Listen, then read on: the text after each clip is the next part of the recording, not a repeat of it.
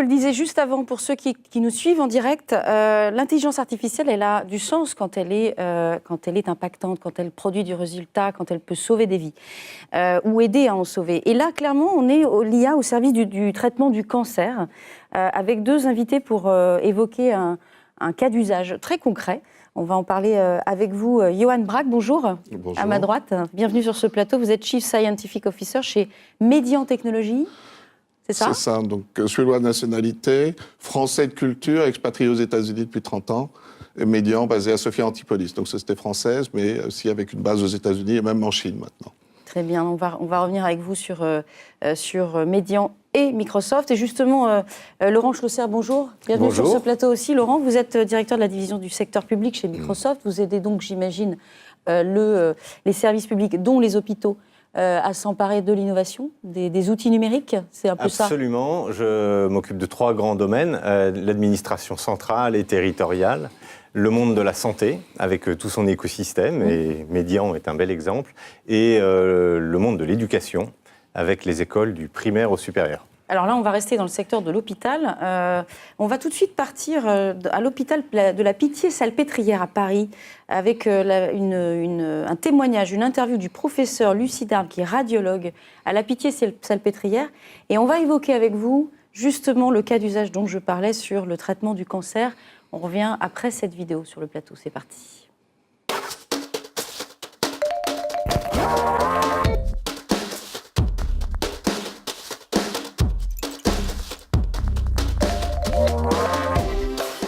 Voilà, je m'appelle Olivier Lucie Darbe, je suis professeur de radiologie à la Pitié-Salpêtrière. Je fais de l'imagerie médicale, je suis radiologue.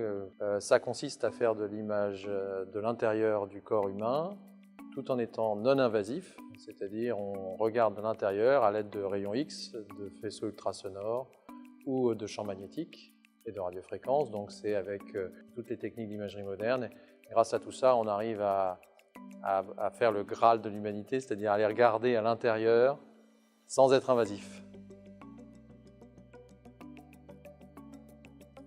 L'intelligence artificielle, elle impacte l'imagerie médicale à plusieurs niveaux.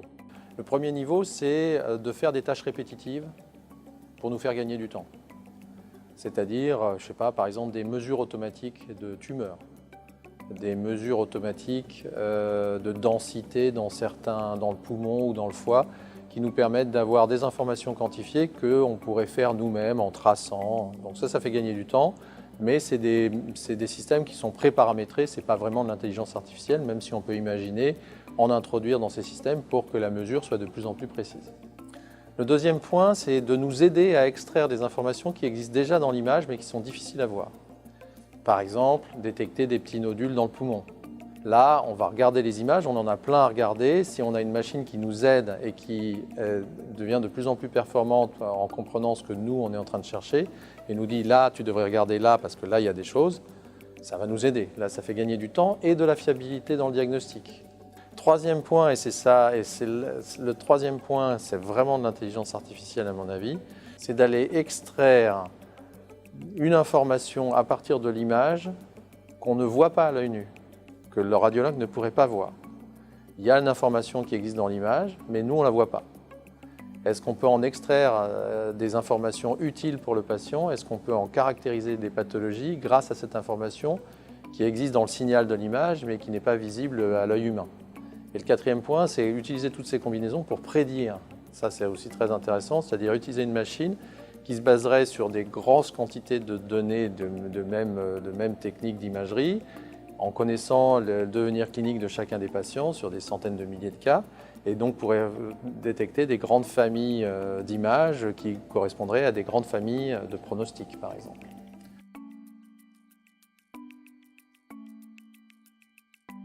E-biopsy, c'est précisément des technologies d'analyse de l'image qui peuvent faire appel à l'intelligence artificielle et qui s'occupe des points 3 et du point 4 que j'ai énoncé précédemment, c'est-à-dire extraire de l'image des informations invisibles à l'œil nu.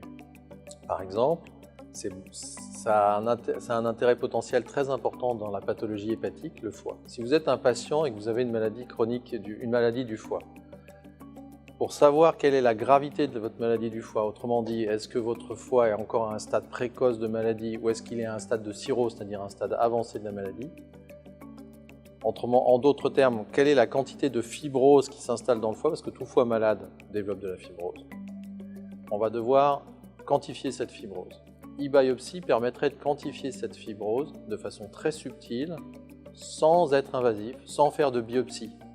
Actuellement, on a soit des méthodes de quantification de la fibrose très grossières sans biopsie, ou alors on est obligé de faire des biopsies, donc être invasif pour le patient, ce qui n'est pas très agréable. Si vous avez une maladie du foie, quand on vous dit que vous allez avoir une biopsie tous les ans, et qu'on vous dit que vous allez avoir une imagerie et vous allez avoir une quantification très subtile de la fibrose sans qu'on vous touche, vous choisissez la deuxième solution. Alors moi, j'en vois deux des challenges. Le premier, c'est de passer de la parole aux actes, c'est de passer de la théorie à la pratique. Et effectivement, on sent bien tout ce qu'on peut faire avec de l'intelligence artificielle. On voit balbutier tous les problèmes de deep learning, de big data, mi-combinés. On imagine que les machines pourront utiliser d'énormes quantités de données pour s'auto-améliorer et être capables d'analyser finement tout ça. Mais tout ça, c'est de la théorie pour le moment. Il faut que ça passe aux actes et pour le moment, on n'a pas encore, en utilisation pratique clinique quotidienne, quand on a un patient devant nous, un ordinateur qui nous dit voilà ce qu'il faut faire parce que toi, tu n'as pas trouvé, mais moi j'ai trouvé. Enfin bon, c'est pas encore. Le premier challenge, c'est de valider tout ça et de passer à la pratique clinique. Le deuxième challenge, c'est d'évaluer le service rendu au patient. Parce que, ok, on va utiliser tout ça, mais à la fin, est-ce que finalement l'état de santé va s'améliorer ? Est-ce que finalement la mortalité va diminuer? Est-ce que finalement on traitera mieux les cancers ou les cirrhoses Pour le moment, c'est un espoir. Mais il va falloir le démontrer parce qu'en médecine, on ne raisonne toujours qu'à partir de faits démontrés. Si on ne démontre rien, ça ne sert à rien d'investir dans ce type de développement si à la fin ça ne sert à rien. Le problème en médecine, c'est les diagnostics rares, c'est les pathologies rares qu'on ne rencontre pas fréquemment. Celles qu'on rencontre tous les jours, on va y penser, on va bien les connaître. Mais la pathologie rare qui a été décrite quelques fois par an dans le monde, on n'y pense pas, on ne la connaît pas.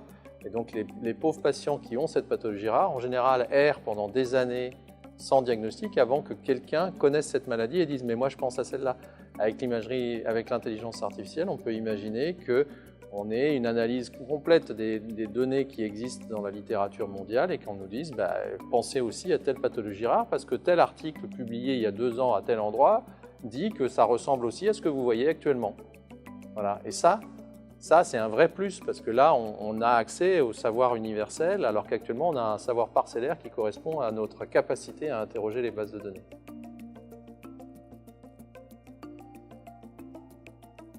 Un des risques du développement de l'intelligence artificielle en médecine et puis plutôt en imagerie comme je le pense, c'est que si nos machines commencent à nous dire cette mammographie-là est anormale, celle-là est normale, ou alors tu as fait un scanner hépatique et le foie là, je peux te dire que c'est une cirrhose F4 qui a telle probabilité de cancer du foie, pourquoi est-ce qu'on aurait encore à la regarder? Qu'est-ce qu'on a à faire? Donc on va probablement être moins compétent aux dépens de la machine.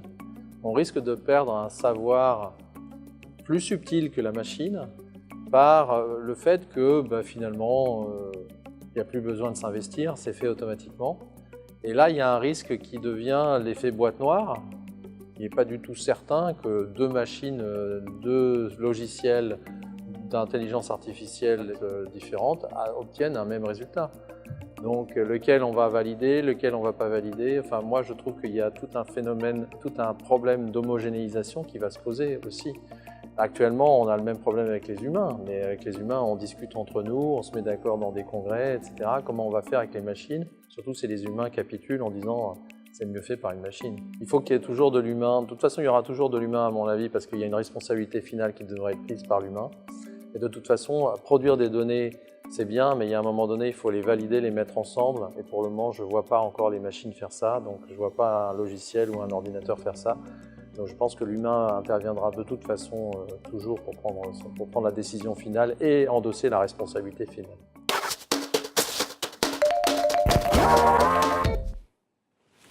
Alors, on revient avec vous, Johan Bragg. Je rappelle que vous êtes directeur scientifique chez Médian Technologies. Vous êtes à l'origine de cette technologie de séquençage d'images, finalement 1000 fois, peut-être 10 000 fois plus facilitée par la technologie, plus que par finalement un homme tout seul avec ses radios, comme l'explique le professeur Lucie Darme. Oui, parce qu'on voit, c'est justement l'image, comme l'explique le professeur, a beaucoup plus d'informations que n'est interprétable par l'œil humain ou par le cerveau humain. Donc nous, on extrait des millions de signatures. C'est un peu comme séquencer le génome. Nous, on séquence l'image.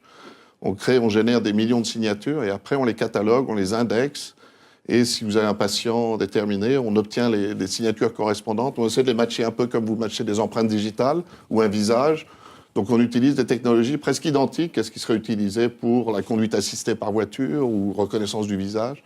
Donc c'est en fait très bien adapté, ce genre de technologie, à cette problématique du signal. Alors, juste pour qu'on comprenne bien, aujourd'hui, vous avez recours à l'intelligence artificielle, vous utilisez la puissance des algorithmes, justement, pour notamment impacter le savoir du médecin et éviter, justement, de faire grossir les pathologies.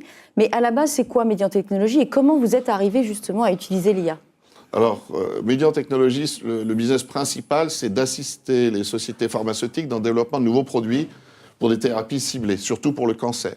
Et là, ce qui se passe aujourd'hui, c'est que souvent, vous avez un nouveau traitement thérapeutique qui va marcher dans 15% des personnes, vous ne savez pas lesquelles.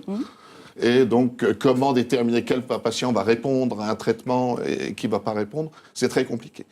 Alors, si vous voulez faire des prises de sang, des examens invasifs constamment, ce n'est pas réaliste, ce n'est pas pratique, c'est très coûteux.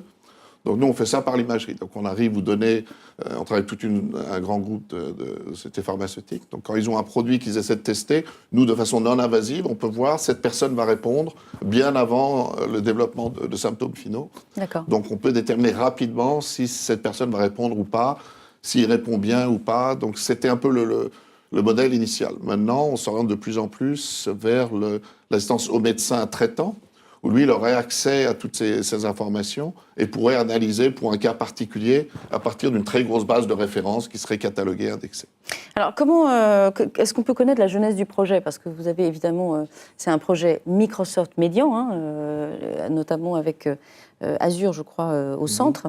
On reviendra après sur le comment. Mais comment ça a démarré tout ça, cette solution iBiopsy, si j'ai bien compris? En fait, c'est un problème aussi de calcul. Aujourd'hui, il y a une confluence d'éléments qui rend ce genre de technologie faisable au niveau médical. Un, c'est les puissances de calcul gigantesques. Ce serait impossible de faire tourner ce qu'on fait tourner, c'est des milliards de calculs sur des machines qu'on aurait dans les serveurs chez nous. Donc on a besoin d'une énorme puissance de calcul, et ça, Azure peut le fournir. On a aussi besoin de hardware spécialisé, des GPU. Si on parle de deep learning, c'est du traitement un peu comme vous avez dans tout ce qui est... vous avez HoloLens, ce genre de technologie. Oui. Le même genre de hardware utilisé pour ce genre de processing, on l'utilise pour le deep learning. Donc c'est des architectures spéciales. Et finalement, il y a des nouveaux algorithmes. Donc là, c'est un petit peu notre force, le cœur de métier. C'est les méthodologies, comment on peut exploiter ce genre de technologie. Et nous, on interroge par l'image. Donc nous, on fait un peu ce que fait Google par le texte, nous, on fait par l'image. Donc on vous donne une image, on peut trouver des images similaires, correspondantes, etc. D'accord. Donc c'est un peu ces trois éléments ensemble. Et donc c'est comme ça qu'on a approché Microsoft avec ce projet, de dire, est-ce qu'on pourrait utiliser votre infrastructure pour ce genre de calcul massif? Parce que c'est quand même très différent de l'approche traditionnelle où nous, on n'a pas un problème de milliers de personnes qui essaient d'accéder en même temps, c'est une personne à la fois, mais c'est un énorme calcul, c'est un truc monstrueux qui va devoir être calculé. Donc, d'où pouvoir le faire en temps réel. On ne peut pas attendre 3 heures, le médecin ne va pas attendre 3 heures pour avoir le résultat. Donc vous avez concrètement travaillé avec l'hôpital de la Pitié à Paris et avec le professeur le radiologue qu'on vient d'entendre, le professeur aussi. Juste pour comprendre encore cette jeunesse du projet, vous dites on fait un test avec eux et on regarde ce que ça donne, ou est-ce que finalement on se dit, alors chez Médian, on se dit ce projet-là, il a vocation à aider tous les radiologues du monde entier? Ah oui, non, mais ça c'est... On travaille avec divers groupes aux États-Unis, on travaille avec des groupes au Japon, en Chine, dans divers pays sur des pathologies différentes. Il se trouve que l'hôpital de la Pitié-Salpêtrière, c'est un des plus grands hôpitaux au monde, tout ce qui est transplantation hépatique. Donc pour le foie, c'est vraiment les experts dans le domaine. Donc là, c'est orienté par pathologie. On travaille avec d'autres groupes d'hôpitaux pour le cancer du poumon, pour le cancer de la prostate. Donc on a des partenaires privilégiés dépendant du problème qui est posé. D'accord, si je comprends bien, la solution qui s'appelle iBiopsy, c'est ça, hein? Oui, c'est pour Virtual Imaging Biopsy, donc l'idée c'est d'éviter... Imaging Biopsy, voilà, c'est ça. Exactement. Elle a vocation à traiter d'autres pathologies que celle du cancer du foie, en fait, ou des maladies hépatiques. Côté Microsoft, quand vous avez discuté avec Median, vous vous êtes dit c'est complètement jouable, finalement, de traiter autant de données, on peut le faire, ça tient la charge? Oui, absolument. Quand on y réfléchit dans le domaine de la santé, il y a pas mal de changements qui sont permis par le numérique. Les premiers changements, c'est les modes de collaboration entre professionnels de santé, la façon d'interagir avec les patients. Et le dernier domaine, qui est celui qui est plein de potentiel et qu'on voit émerger à grande vitesse, c'est comment l'intelligence artificielle, le cloud et la sécurité, les trois combinés, permettent d'ouvrir complètement des nouveaux scénarios dans le monde de l'imagerie médicale. Et notre mission en France, c'est permettre dans le monde de la santé à tous nos praticiens de réaliser leur plein potentiel avec un écosystème de partenaires, puisqu'on est à Microsoft Experience, c'est quand même le catalyseur, le jour catalyseur de tous les partenaires. Median est un très beau partenaire basé à Sophia Antipolis. Et quand on voit la combinaison des besoins, le potentiel qui est en face, définitivement, il y avait tout ce qu'il fallait pour y répondre. Et ça, dans le contexte de l'ouverture de data centers à quelques semaines en France, qui est quand même une des attentes des hôpitaux français, on s'est dit qu'il fallait y aller, il fallait accompagner le mouvement. Et puis la solution e-biopsy, quand on y réfléchit, pour le patient final, c'est un gain énorme plutôt que de se faire ouvrir, prélever un bout de chair qui doit être analysé parfois tous les mois ou tout régulièrement quand on a... Donc des risques, encourus. Avec des risques, c'est douloureux, et quand ça doit être fait régulièrement, c'est une vraie peine. Là, ça élimine toute cette phase-là, donc c'est autant bénéfique pour le patient que pour le radiologue dont le travail est simplifié et il reste complètement en contrôle. Ce que je trouve intéressant dans votre projet, visiblement, c'est qu'il y a le médecin au centre, en fait. Il y a le savoir médical au centre. Il n'est pas question de penser chacun dans son coin, dans un labo. C'est comme ça que vous avez travaillé? C'est vraiment en écoutant le médecin, le radiologue ou les experts? C'est des choses actionnables. C'est-à-dire on n'est pas trop dans le mythe où on parle beaucoup d'intelligence artificielle. Vous ne pouvez pas avoir une communication aujourd'hui sans que les gens disent on est dans l'intelligence artificielle. Pour nous, c'est des problèmes très pratiques. Le cancer, c'est toujours un énorme problème. On a avancé en 40 ans, on a gagné 6 mois de vie, c'est tout, ce qui est pas énorme. Beaucoup de cancers sont toujours incurables. Donc pour nous, c'est des problématiques réelles. Ça coûte plusieurs milliards de dollars souvent pour sortir un nouveau produit pharmaceutique. Donc les sociétés, ces groupes pharmaceutiques ont d'énormes problèmes à faire valider ça. Les études coûtent très cher. Donc si on peut accélérer le processus pour que ces traitements soient disponibles plus tôt, et ensuite, une fois qu'ils sont disponibles, pouvoir suivre le patient, donc d'avoir un test compagnon, devient indispensable. Et de le faire pour que ce soit pas cher, non invasif, ça c'est évidemment important aussi. Mais c'est des choses véritablement très pratiques, très réelles. Avant qu'on revienne... Oui, pardon, vous voulez ajouter quelque chose? Ce que vous avez noté, c'est effectivement le fait que le médecin, qui est l'utilisateur final, reste en contrôle. On croit fondamentalement que l'intelligence artificielle, elle est plutôt là pour augmenter et venir aider à mieux faire, à faire moins cher, à faire des choses qui n'étaient pas possibles hier. Mais je pense que c'est fondamental, tant d'un point de vue éthique que d'un point de vue pragmatique, que l'intelligence artificielle reste au service de l'homme qu'on cherche à aider dans son activité, son métier. Bien sûr. Avant de parler sécurité, parce que la santé, l'IA, c'est quand même un sujet sensible, j'imagine que c'est aussi quand même un enjeu pour cette iBiopsy. Le médecin, là, avait l'air de dire que... Enfin, le professeur Lucidar me disait, bon, finalement, moi, je suis hyper content parce que je ne peux pas faire ce que la machine fait. Donc, je peux passer à côté, en fait, d'un diagnostic qui peut être terrible pour le patient. Est-ce que ça, c'est quelque chose qui est une promesse de peut-être mieux guérir les cancers? On sait bien aujourd'hui, vous le disiez, on a gagné 6 mois de vie en 40 ans, on sait bien aujourd'hui qu'une grande majorité des cancers peuvent être solutionnés parce que pris en charge très très tôt. Exactement. Donc détection précoce, et on voit l'évolution justement de la radiologie. Moi, je prédis que d'ici 20 ans, elle se fera pratiquement sans image. Il y aura un signal, un peu comme disait le professeur Lucidar, des choses qui ne sont pas là pour interpréter visuellement. Donc lui, il va toujours gérer les machines, il y aura toujours des choses qui vont générer. Mais on va produire à partir de ça des informations très spécifiques, que lui, il aura toujours en finale, c'est toujours le médecin qui prendra la décision finale pour le patient. Mais c'est des quantités de données qui sont ingérables par une personne. Alors, avant qu'on parle d'intelligence artificielle, on parlait de big data. Moi, me vient une question, c'est que le jour où vous allez agréger des terras et des terras ou des terras, et il n'y a même plus de mots d'ailleurs pour ça, j'imagine, après, de data, qui seront stockés chez Azure et dans les data centers de Microsoft. Est-ce qu'il n'y a pas encore quelque chose en termes de, je dirais, d'opportunité à voir là-dedans, c'est-à-dire à la fois de mieux connaître les pathologies parce qu'elles sont vues sur un prisme très, très large, voire universel, et peut-être d'avoir des nouveaux scénarios de diagnostic, par exemple. C'est ce que les hôpitaux recherchent, c'est pouvoir exploiter les données qu'ils ont collectées depuis des dizaines d'années. Aujourd'hui, elles ne sont pas exploitables. Voilà. Et ça, c'est le problème dans un hôpital. 90% des données, c'est des images. Donc, si vous traitez le problème de l'image au départ, la rendez accessible, vous rendez tout le dossier patient, ensuite, c'est assez facile de le rajouter derrière. Donc, et maintenant, la donnée, le stockage de données, ce n'est pas un problème pour Azure d'avoir des terabytes de données. Donc, je crois que c'est un modèle. Maintenant, on peut assumer que le stockage est gratuit pratiquement. Ce n'est pas ça l'élément bloquant. Mais pour aller jusqu'au bout de cette opportunité vue au travers d'un gigantisme de la donnée santé, est-ce qu'on pourrait peut-être demain se dire on va éviter des cancers avant même qu'ils existent, par exemple? C'est souvent, on essaie de détecter des signatures de structures précancéreuses. Donc avant, si on a un suivi de patient, il développe un cancer, si on va retourner en arrière, donc si on a des images qui ont été prises précédemment, quelle était la forme, quelle était la signature en fait, du signal avant que le cancer se développe. Donc c'est le genre de problématique, et ça la machine peut le faire, on peut l'interpréter, c'est pas visible à l'œil nu nécessairement. C'est formidable, ça, ce que vous mettez aujourd'hui. exactement le doigt, je pense, sur tout l'enjeu qu'il y a devant nous dans la transformation du système de santé ou de protection sociale tel qu'on le connaît en France. Aujourd'hui, ce système de santé, de protection sociale, retraite, tout cumulé, ça représente un gros 15% du produit intérieur brut. Si on ne fait rien avec le vieillissement de la population, ça va être 6 points de produit intérieur brut supplémentaires qu'il va falloir consacrer à ce système de santé. Or, aujourd'hui, 98% de ce qu'on fait dans le monde de la santé, c'est du curatif. On soigne des gens qui sont malades.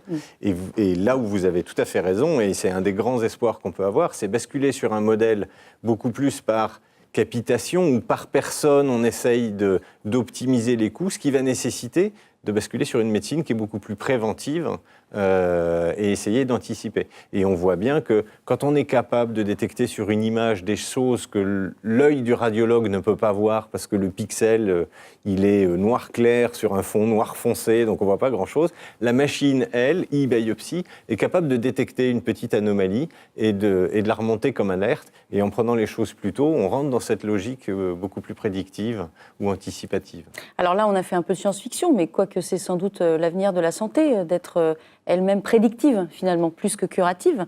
Je parlais des enjeux de la sécurité. Comment on va régler ce problème de la privacy des données, les données privées, les pouvoirs publics, les organismes de santé, de veille de santé qui joueront le jeu ou pas? Enfin, comment ça va se réaliser? Il y a aussi une révolution, même au niveau technologique. On travaille avec Microsoft sur un projet très intéressant, ce qu'on appelle encryptage homomorphique. C'est-à-dire que les données ne sont jamais décryptées. Donc nous, on ne sait même pas quelles données arrivent, elles sont calculées sur les données qui restent protégées. Donc il n'y a pas de risque du dossier patient qui circule, donc il y a des nouvelles technologies qui émergentes, qui aussi requièrent des quantités de calcul énormes, des grosses machines. Donc je crois, là, ce genre de technologie permet de répondre à cette inquiétude souvent du patient. Il dit, est-ce que mon dossier patient qui est maintenant stocké quelque part, est-ce que quelqu'un va le mettre demain sur le web? Donc il y a des approches qui peuvent être prises pour prévenir ce genre de risque. Alors, dans les éléments complémentaires que j'apporterais, si on prend un tout petit peu de recul, les données de nos clients ou de nos partenaires qui sont stockées sur notre cloud leur appartiennent complètement. C'est pour ça qu'on s'est défait toute activité de monétisation de données il y a quelques années. Ça, c'est un premier point. Le deuxième point, c'est la réglementation dans le monde de la santé est telle que pour pouvoir héberger, manipuler, faire des calculs sur des données de santé, il faut avoir une certification d'hébergeur de données de santé. Donc, on a déposé un dossier auprès de l'ASIP, l'autorité de santé, pour avoir cette certification. Le cadre européen fait que la législation en France va changer et on redéposera dans le nouveau cadre un dossier pour être hébergeur de données de santé dans ce cadre-là. Mais ce qui est important à retenir, c'est ce que disait Johan, c'est qu'en fait, il existe aujourd'hui technologiquement plein de dispositifs qui permettent aux clients d'encrypter ces données, soit avec une clé, soit de les encrypter et de faire des calculs de bout en bout. C'est ce que Johan mentionnait avec l'encryption homomorphique, ou plus récemment, on a fait des annonces sur ce qu'on appelle le confidential computing.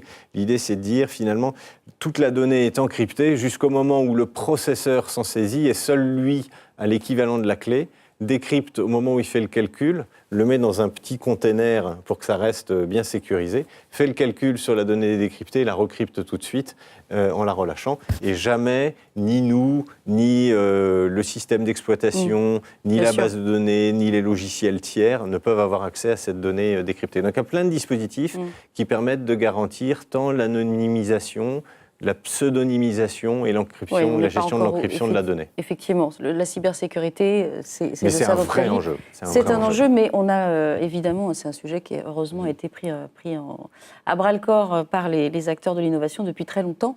Une question à chacun pour clôturer cette émission passionnante qu'on aimerait poursuivre, parce que finalement les opportunités sont énormes.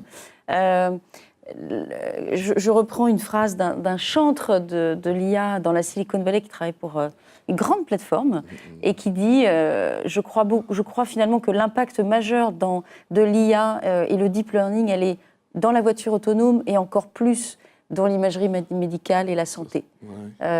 Je vous pose la question, ce qui n'est pas une question, je vous fais réagir. Non, mais c'est vrai que on parle beaucoup d'IA et souvent c'est une solution qui cherche un problème. Et sans parler d'autres plateformes, nous on préfère être Sherlock que Watson parce que c'est de l'inférence et de trouver simplement une solution, d'apporter quelque chose qui a été fait pour quelque chose d'autre, dire je vais essayer de trouver où ça peut s'appliquer, plutôt que nous répondre à un problème spécifique. On a une problématique, détection du cancer. Donc je crois que c'est un problème réel et on a l'avantage que ce genre de technologie peut appliquer là-dessus. C'est de l'image et le deep learning, par définition, ça vient de l'image, du traitement d'image. En dehors de l'hôpital Pitié-Salpêtrière et le professeur Lucida, vous travaillez déjà sur d'autres eye biopsies auprès d'autres hôpitaux ? Oui, de gros hôpitaux américains dans le domaine du cancer, maintenant en Chine. Pour vous donner un peu un ordre d'idée, ils ont des challenges maintenant qui se font tous les 6 mois sur des nouvelles problématiques de détection. D'accord. Sur la détection du cancer du poumon, il y avait 2000 équipes mondiales qui travaillaient sur ce genre de problème. Donc le problème pour nous, c'est de trouver les bonnes personnes et recruter les chercheurs, les ingénieurs pour travailler là-dessus. Donc ça, c'est le problème actuel, c'est de trouver les personnes. Bon, alors l'année prochaine, on aura augmenté de plusieurs années, finalement, les guérisons de cancer, j'espère. Un dernier mot. Un mot de conclusion. Puisqu'on est à Microsoft Experience et qu'on parle de l'écosystème en France, Oui. je crois qu'il y a 2 domaines d'excellence pour la France. Un domaine d'excellence qui est la formation des mathématiciens, qui prépare à toute la science de la data science et l'intelligence artificielle. La France a un potentiel immense dans ce domaine-là. Et historiquement, la France a toujours été très en avance dans le domaine médical.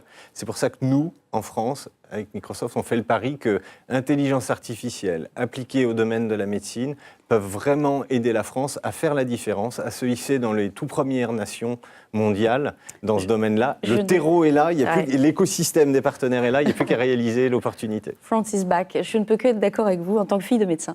Merci beaucoup, merci à tous les deux. Merci. On les applaudit bien fort, allez, comme ça on se motive pour la suite. Merci beaucoup. On va se retrouver dans quelques instants. Ça continue, le live, c'est toute la journée jusqu'à la fin de cette première journée de Microsoft Experience. On va se retrouver après sur un tout autre sujet, mais passionnant, sur les nouveaux moyens de collaborer, de travailler ensemble. C'est dans quelques minutes, à tout de suite.